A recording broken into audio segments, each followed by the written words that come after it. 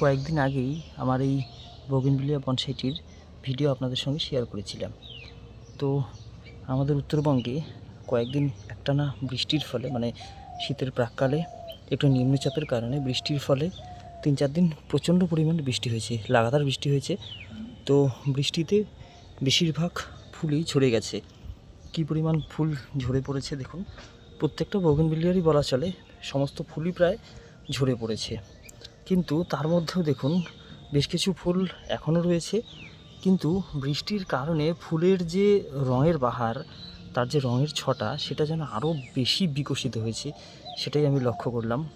মানে বৃষ্টির পুষ্টিগুণে ফুলে যেন আরও বেশি চমক লেগেছে। তো যাই হোক, ফুলগুলো আমি ঝরিয়ে ফেলতাম, যদিও প্রুনিং করে ফেলতাম, হার্ড প্রুনিং, মানে ফুলগুলোর অপেক্ষায় ছিলাম জাস্ট। তো ভালোই হলো, ফুলগুলো থাকছে, কিন্তু আগামীতে আমি কেটে ফেলবো।